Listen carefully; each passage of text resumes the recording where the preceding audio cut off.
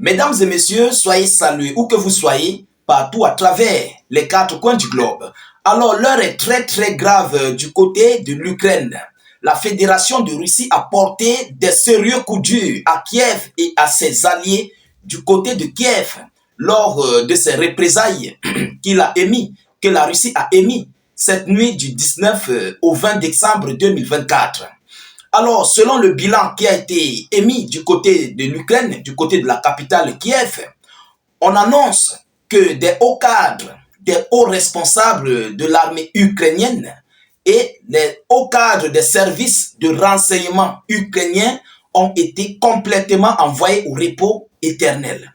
Alors, hormis cela, il y a 6 missions diplomatiques, donc 6 ambassades qui ont eu ou bien qui ont été frappées par les pluies de missiles russes, des Iskander et des Kinjal qui ont été envoyés sur la capitale ukrainienne. Alors les hautes autorités de l'Europe, de l'Union européenne et de l'OTAN sont remontées. Oui, parce que la Russie vient de mettre la barre de ce conflit vraiment à un niveau sans précédent. On parle là des missions diplomatiques étrangères dans un pays. Donc, on peut dire que ce sont des pays dans un pays. Vous comprenez? C'est pourquoi je vais un peu revenir en arrière dans les récapitulatifs entre ce qui s'était passé du côté de l'Irak. Lorsque Israël avait frappé l'une des missions diplomatiques iraniennes en Irak, il y a eu la réplique. Alors, l'heure est grave.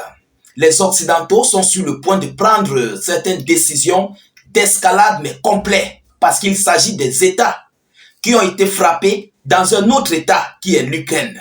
Alors, qu'est-ce qui se passe réellement? Qu'est-ce qu'ils disent selon cette information, selon ce que la Russie a émis sur la capitale ukrainienne avec ses représailles? Avant de continuer, rassurez-vous de sécuriser la vidéoconférence avec un maximum de j'aime et surtout mettez beaucoup de partage. Partagez la vidéo dans tous les groupes possibles. S'il vous plaît, partagez massivement.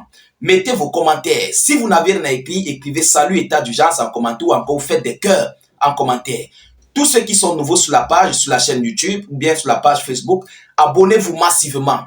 Ceux qui sont sur YouTube, vous cliquez sur le bouton s'abonner juste là et vous activez la cloche de notification pour ne plus rater nos prochaines émissions. Ça permettra à ce que lorsque nous allons publier, vous serez automatiquement alerté et vous n'allez plus chercher la page. Vous comprenez? Sur Facebook, vous cliquez sur suivre là en dessus et activez évidemment la cloche de notification. Alors, selon les informations officielles qu'on nous rapporte du côté de Kiev, la Russie frappe 6 missions diplomatiques à Kiev. Ursula von der Leyen dénonce une attaque odieuse. Alors, 6 missions diplomatiques ont été endommagées par les frappes russes qui ont dévasté un quartier Kossu dans le centre de Kiev vendredi matin, a indiqué la diplomatie ukrainienne.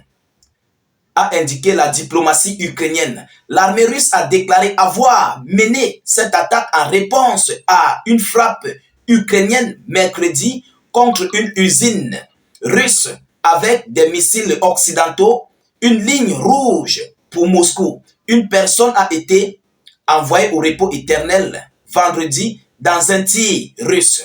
Selon les informations, ils disent qu'une personne a été envoyée au repos éternel. Non, c'est faux. Il y a plusieurs repos éternels. Je dis plusieurs du côté de l'Ukraine. Plusieurs personnes sont tombées. Alors, il s'agit des missions diplomatiques de l'Albanie, de l'Argentine, de l'autorité palestinienne, de la Macédoine du Nord, du Portugal et du Monténégro, a précisé le ministre ukrainien des Affaires étrangères dans un message. La plupart de ces missions sont situées dans le même bâtiment qui a été frappé par les missiles russes. La présidente de la Commission européenne, Ursula von der Leyen, a dénoncé vendredi une attaque odieuse, une autre attaque odieuse contre Kiev, cette fois contre un bâtiment abritant l'ambassade du Portugal et d'autres services diplomatiques, a déclaré Madame von der Leyen sur son compte X, autrement appelé auparavant Twitter.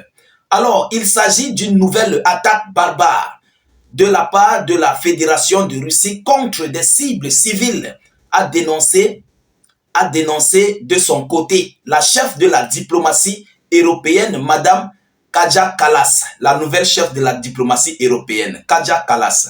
Donc, voilà ce qu'ils nous disent par rapport à cette information, par rapport à ces multiples dégâts qu'ils viennent d'avoir du côté de l'Ukraine par ces représailles russes avec des missiles Kinjal et Iskander. Alors, chers dames, chers messieurs, on ne connaît pas encore les décisions que le Portugal, surtout le Portugal, parce que le Portugal est du côté de l'Europe, on ne connaît pas la décision que le Portugal et les autres ambassades vont prendre. Parce que, en ce moment où je vous parle, ce sont des pays qui ont été frappés. Et c'est pas différent de déclarer la guerre à la Fédération de Russie, ou bien la Russie déclare la guerre à ces pays qui viennent d'être frappés, donc à leur ambassade qui vient d'être frappée. J'espère que vous comprenez. Donc c'est une déclaration de guerre d'une autre manière, parce qu'ils ont été agressés, ça officiellement il faut le reconnaître, mais ils ont été agressés où? Ils ont été frappés où? Au mauvais endroit, parce que Kiev a positionné des différents centres militaires où se trouvent des ambassades des différents pays.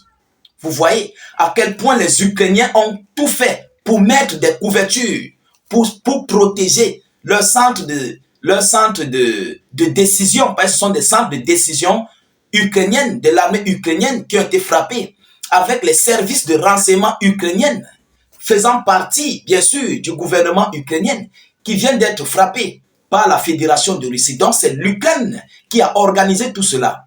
Oui, il faut le dire, il faut qu'on soit clair. L'Ukraine a mis tous ces gens-là aux alentours de lui pour une couverture, parce qu'il sait que tant que eux, ils sont là, eux, ils ne seront pas frappés. Donc, leurs bureaux, les bureaux ukrainiens, ne seront pas frappés. Mais c'était mal connaître Vladimir Poutine dans ses décisions. Oui, parce que Kiev fait des choses croyant que la Russie va épargner. Ils seront épargnés. Mais Vladimir Poutine avait dit que les centres de décision du côté de Kiev, où se tiennent les réunions contre la Fédération de Russie, seront foudroyés. Et évidemment, la Russie, Vladimir Poutine avait annoncé cela. Et je ne sais pas, on avait envie d'enregistrer des vidéoconférences là-dessus.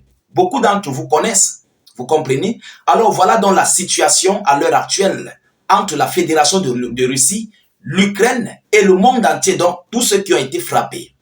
Alors, chers dames, chers messieurs, l'heure est grave. L'heure est très grave. Pourquoi? Parce que la situation est tellement critique. On ne connaît pas ce qui va se passer dans les prochains jours à venir. On ne connaît pas si ces gens vont déclarer aussi la guerre à la Fédération de Russie. On ne connaît pas si l'OTAN va prendre certaines décisions contre la Fédération de Russie, peut-être en disant que si ces pays qui ont été frappés là sont par exemple dans l'OTAN, si ces pays sont dans l'OTAN, ça serait une déclaration de guerre que Vladimir Poutine aurait déclenchée contre les pays de l'OTAN, parce que ce sont leurs missions diplomatiques qui ont été frappées, qui ont été agressées à Kiev. Je ne sais pas si vous comprenez le sens. Ce sont les missions diplomatiques des pays alliés, des pays dans l'alliance otanienne qui ont été frappés à Kiev. Déjà, c'est une agression d'une autre manière contre les pays de l'OTAN. Bon, je ne sais pas si le Portugal fait partie de l'OTAN, je ne sais pas si la Palestine et tous les autres font partie de l'OTAN et tout ce qui s'ensuit. Il y a plusieurs pays, il y a 6 pays, mais je ne sais pas si parmi eux, s'il y a l'un d'eux qui fait partie de l'OTAN. Ça, je ne sais pas encore. Moi, je vais un peu prendre le temps de fouiller, parce que sinon, ça serait quelque chose de gravissime. Ah oui, parce que ça serait de déclarer la guerre directement à l'OTAN, parce qu'un pays de l'OTAN a été agressé. Bon, ça c'est, je suppose. Disons que peut-être si le Portugal fait partie de l'OTAN, essayez d'imaginer à quel point l'adrénaline pourrait monter. Ça serait très grave. Je vous dis encore, prenez le cas de la mission diplomatique iranienne qui avait été frappée du côté de l'Irak par Israël. Vous avez vu des représailles de l'Iran. Ils ont répondu à ces représailles pour l'agression de leur ambassade. Alors, si tel est le cas que le Portugal ou bien certains pays qui ont été frappés, où leurs missions ont été frappées, alors évidemment, ça serait une déclaration de guerre ouverte contre la Russie. Donc, en tout état de cause, nous continuons de suivre cette actualité le plus près que possible. Nous ne manquerons pas de vous tenir informés de la suite de ces actualités, de ces hostilités du côté de l'Ukraine. Alors, continuez de partager la vidéo dans tous les groupes possibles. Mettez suffisamment de j'aime et beaucoup de cœurs. Mettez d'ailleurs suffisamment de commentaires. Chers dames, chers messieurs, tous ceux qui ne sont pas encore abonnés à nos différents canaux, tels que YouTube, continuez de cliquer sur le bouton s'abonner juste là, activez la cloche de notification et surtout partagez la vidéo dans tous les groupes. Pareillement sur Facebook, vous cliquez sur suivre en bleu, vous activez la cloche de notification et vous êtes d'office abonné à nos différents canaux. Je vous reviens tout à l'heure pour une prochaine série d'actualités. Soyez encore salués une fois de plus. Ciao, ciao.